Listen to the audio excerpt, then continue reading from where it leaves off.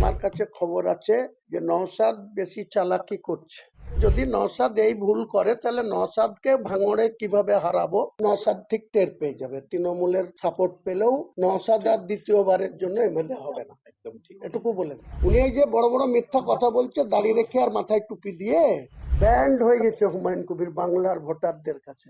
আমি করছি না, নওশাদ করছে, গোপনে কার কার সাথে মিটিং করছে সব খবর হুমায়ুন কবিরের কাছে আছে। সময় আসলে ওপেন করে দেবো। যে লোকটা নবী সাহেবের সুন্নত রেখেছে মুখে, রাজনীতির বিধায়ক হয়েছে, দলের চেয়ারম্যান হয়েছে, যে রাত্রি 12টা থেকে 2:30 পর্যন্ত আমার সাথে মিটিং করে তারপরে যে বলে যে আমার সাথে কোনো কথা হয়নি, সে আবার রাজনীতির নেতা কিসের? এই ধরনের দ্বিচারিতা মমতা ব্যানার্জি করতে পারে, নওশাদ করতে পারে, হুমায়ুন কবির কোনোদিন করবে না। টিএমসির কাছে দর বাড়াচ্ছে।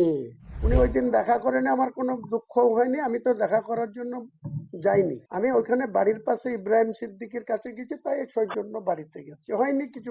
যদি নওশাদ যদি আমাকে কোথাও ডাকে চলে যাব, আমার কোনো ইগো নাই, কাউকে আহ্বান জানাবো না। ও কি সিয়ানাগিরি পেয়েছে? ও বিরাট বড় খেলোয়াড় হয়ে গেছে, বিরাট বড় খেলোয়াড় একদম। আমার তো কোনো ব্যাপার না, হয় ছক্কা মারবো আর না হয় বোল্ড হয়ে। কাউকে আহ্বান জানাবো না। যদি বিজেপি